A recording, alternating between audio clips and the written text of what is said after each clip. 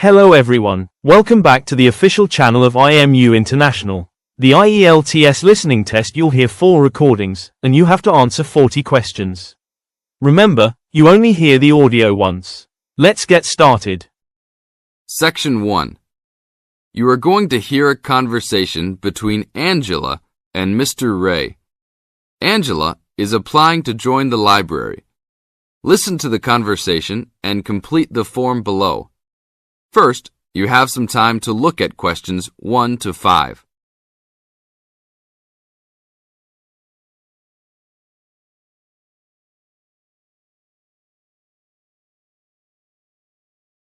Now we shall begin. You should answer the questions as you listen, because you will never hear the recording a second time. Hello, how can I join the library? Well, you need to make an application. Would you like to do it now? Yes, if I can. One moment and I'll get the form. Now, I just need to ask you a few questions before you sign at the bottom. Okay. Your full name, please. Angela Mary Price. Price? Yes, that's right. Okay. And your address? Apartment 3, 86 Bridge Street, Pimlico. Bridge Street. That's just near here, isn't it? Yes, not very far. Good. So the postcode must be 2065, right? Yes, that's right. Now, your telephone number. I need both home and work if you have them. My home number is 8763-5142, and work is 8456-1307. Do you need anything else, like ID or something? Yes, your driver's license will do, if you have one. Right. It's easy to remember. I know it by heart. 4040 AC. I'm afraid I'll also need to see it. Okay, here it is. Thanks. And your date of birth, please? 24 March 1981. Okay, thanks. That's the most important part completed. But if you don't mind, I'd also like to ask you a few questions for a survey we're conducting. Yes, that's okay. Now you have some time to read questions 6 to 10.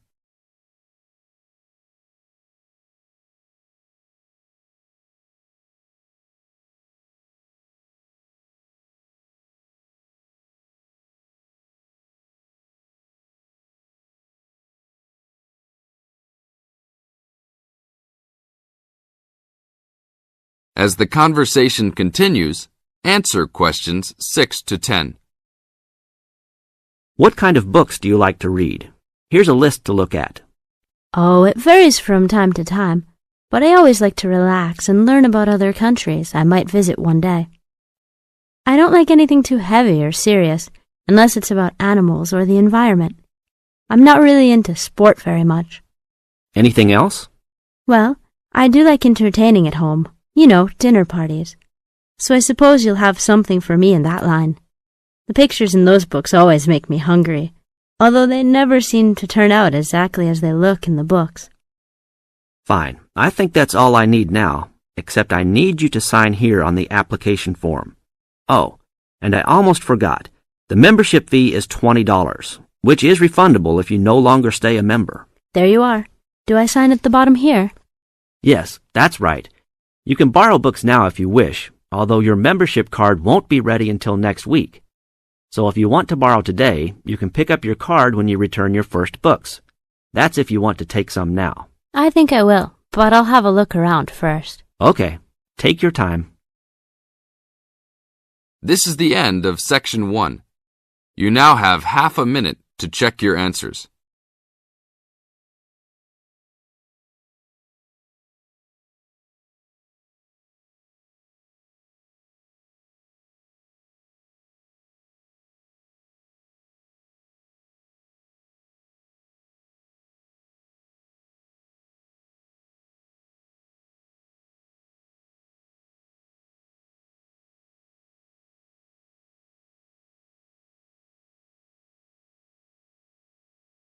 Now turn to Section 2.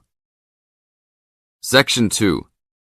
You are going to hear a lecture about dining services. First, you have some time to look at questions 11 to 14.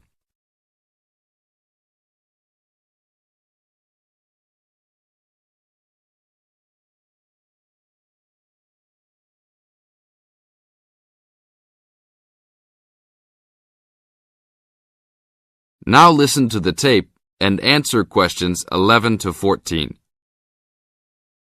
Welcome to the Dining Commons. This is the newest facility on campus, and I'm proud to say, also one of the best. I know that all university students miss eating home-cooked food.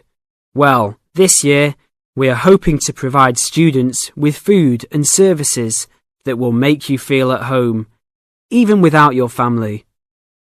The administration has been listening to the voice of the students. Students gave us frequent suggestions last year as to how we could improve the university. One of the most frequent suggestions was improving the dining options. We have been working hard all summer to come up with ideas that will make student life in the dormitories more pleasant. One of the new options we are offering in the dining facilities is variety in student meals. Last year, there was a set menu for every dinner, so if students didn't like the food, there was no choice. Students had to eat whatever was served. But this new dining facility has 3 completely unique areas, each with a different theme. At every meal, there will be 3 options for students to choose from. For example, there might be Italian food at station number 1, which might consist of pizza and pasta. At station number 2, there would be American food, consisting of hamburgers and hot dogs. At station number 3, there could be vegetarian soups and salads, accommodating all the vegetarians. We hope that with the greater selection of food, all students will find something to their liking. Now look at questions 15 to 20.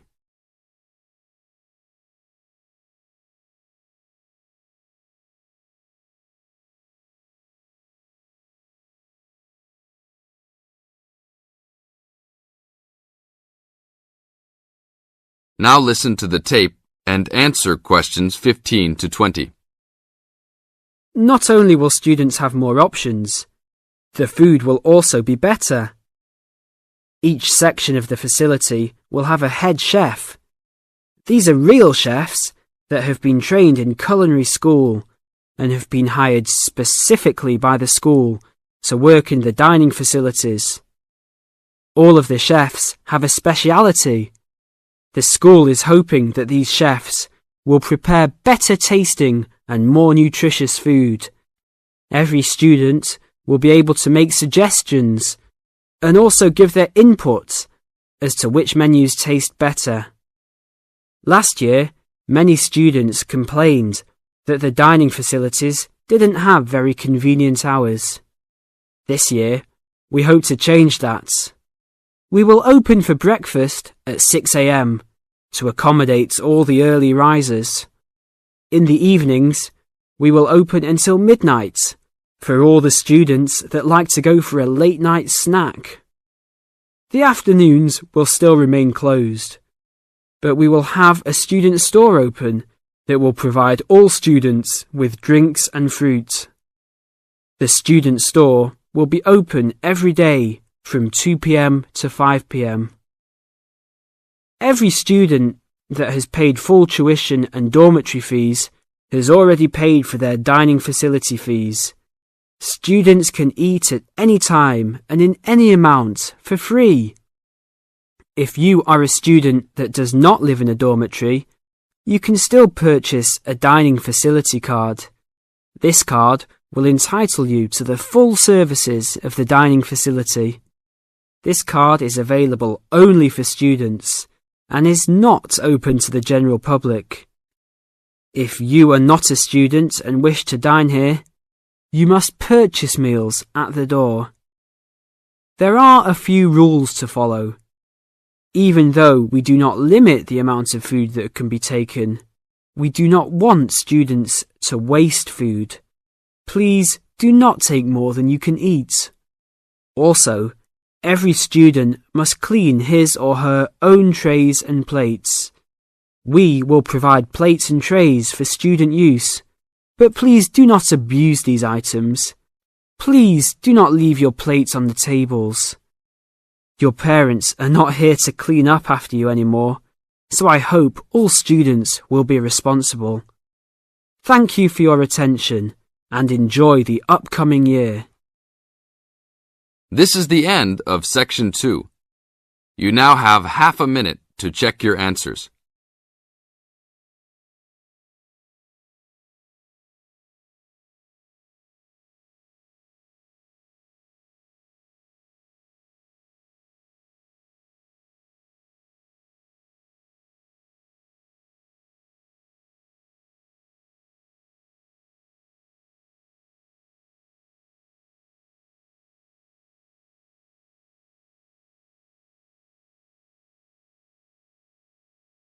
Now turn to Section 3.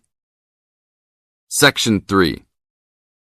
In this section, you are going to hear a conversation between Anne and Marcia. In the first part of this conversation, they are talking about the commands of training dogs. First, look at questions 21 to 25. Note the examples which have been done for you.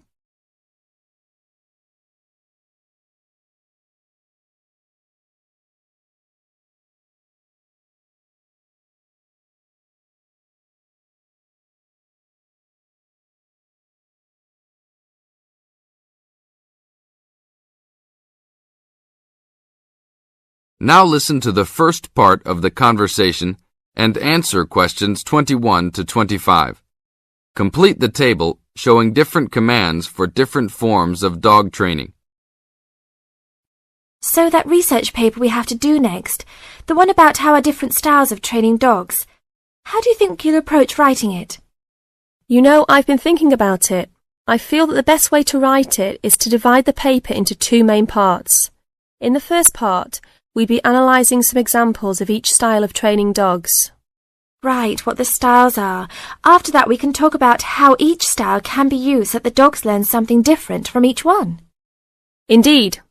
Maybe we could draw a chart and compare examples of each style of training, one at a time. So the different kinds of training would be simple obedience training. There you would have things like teaching them to sit, stay in one place and so on. Right. So included in here would be simple audio commands like speak. Yes, basic commands are just spoken words, aren't they? And then there would be the more guard-oriented training, where the dogs are trained to know a specific place well. Patrolling and barking are probably the best examples, because most people have seen them in many places, especially in homes.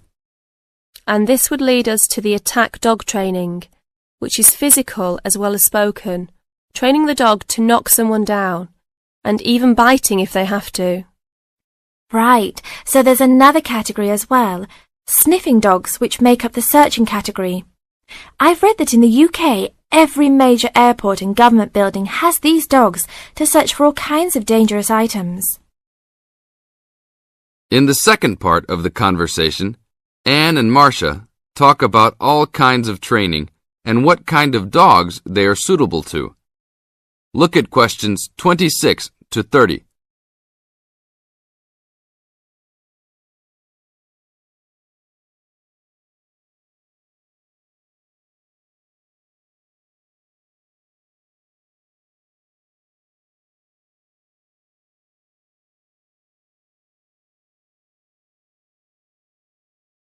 As you listen to the conversation, match A, B, C with the following forms of dog training. One has been done as an example for you.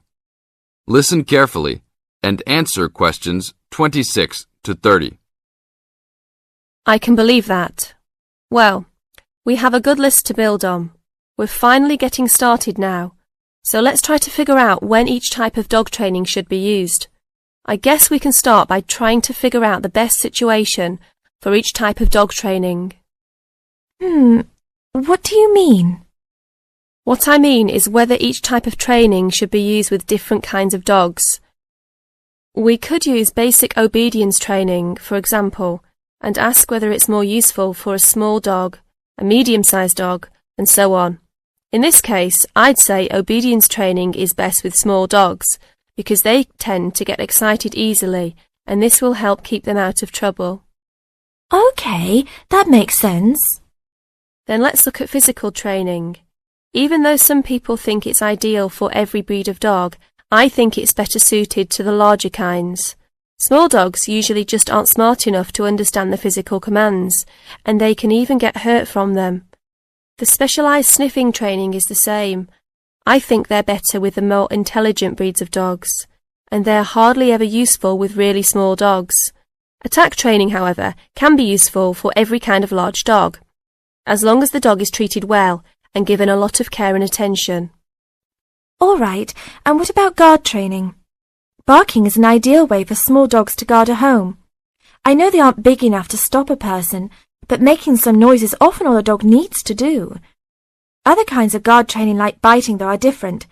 I'd always plan to teach those to a smart dog, give them a chance to use their brains and defend their homes. I'd have to agree. Trainers often just teach large dogs to bark at a person when they think something isn't right.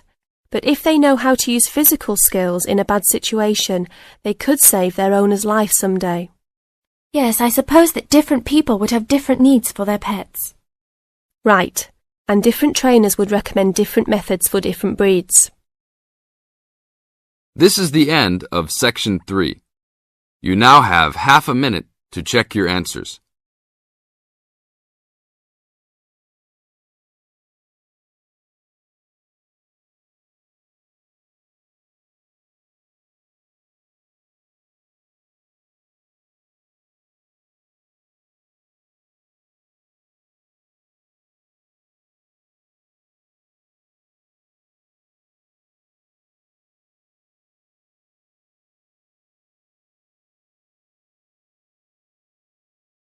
Now turn to Section 4. Section 4. You are going to hear a lecture about dorm rooms. First, you have some time to look at questions 31 to 40.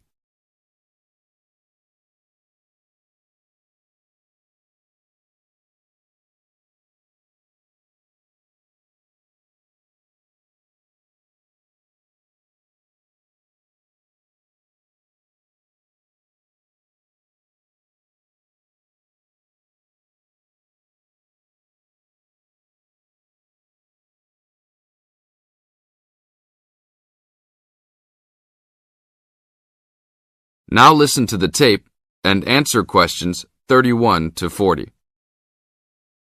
Welcome to your new home for the upcoming year. These dorm rooms are among the best in the nation and are the newest ones at this school. So I hope you will all learn to appreciate them and take good care of all the facilities here. I am Gina, and I will be residential advisor in this building for the year. Today I am going to tell you about some of the programs and facilities that are available to you. I will also be telling you the rules that everyone is expected to abide by. I will be asking you to give me your full attention for the next few minutes. I will first tell you about the facilities that are available to you. The dining facility is located on the first floor of the building. It is open 7 days a week from 7 a.m. to midnight. All the food offered to students is freshly made every day, and my own opinion is that the food is actually quite good. Feel free to come and grab a banana for breakfast or sit down with a group of friends for dinner. Although your meals are served buffet style, please do not waste food.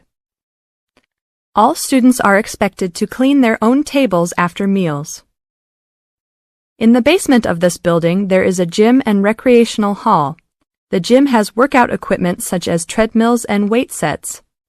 In the recreational hall, there are ping-pong tables and a pool table for student use. You must sign in when using this equipment, and you will be held responsible for any damages or losses. The gym and recreational hall are open daily from 10 a.m. to 10 p.m. There is a kitchen located on the second floor of this building. Your dorm key will open this door. Inside there is a refrigerator, a microwave, an oven, and a stove. This room is open 24 hours a day, 7 days a week. If you decide to cook a meal, please be considerate to all the students and clean up after yourself. You can use some food in here, but please do not make a mess. Some students do end up having their food eaten from the fridge, so be careful. Don't leave anything that looks like it tastes really good. Do not leave pots and pans lying around in the kitchen. Please store these in your room. There are many programs being sponsored by our building this year. One of the most popular is our Saturday morning outings. In the past years, these trips have included going fishing, hiking, cycling, ice skating, and even going to the beach. There will be a listing of scheduled events coming out soon. The university sponsors these trips, so transportation will be provided. However, there are usually some costs associated, though they are usually minimal. Our building also has a volleyball team. All students who live in this building are welcome to join. Last year we won first place in the dorm league. Please sign up at the front desk if you are interested as soon as possible, as there are only 20 spaces available based on a first-come, first-served rule. The last things I want to talk about are the rules of our building. I know rules can be boring, but they are necessary to ensure the welfare of everyone living here. First, noise levels must be kept to a minimum after 11 p.m. Many students have early classes, so for those of you that have the luxury of sleeping until 10, please don't stay up late making lots of noise. Secondly, all visitors must sign in at the front door. Even if you have friends that are regular visitors, they must still always sign in. This rule is to prevent theft and robbery from occurring. Thirdly, alcohol and drugs are not permitted in this dorm in any place or at any time. Lastly, just be safe and have a great time. University is the greatest time of your life, so make the most of it. Thank you all for your attention. This is the end of Section 4. You now have 30 seconds to check your answers.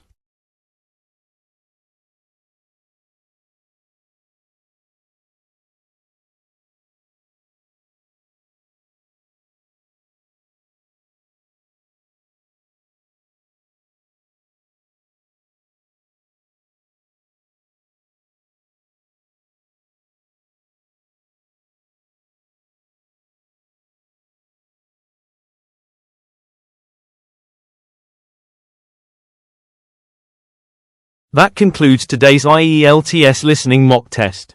How did you perform? Compare your answers with the key provided to see your estimated band score.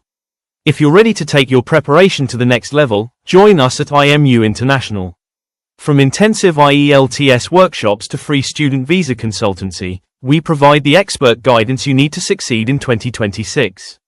Visit our centers in Navsari or Billamora to start your journey today. Don't forget to like this video and subscribe for more professional training from IMU International. Good luck with your studies, and we'll see you in the next session.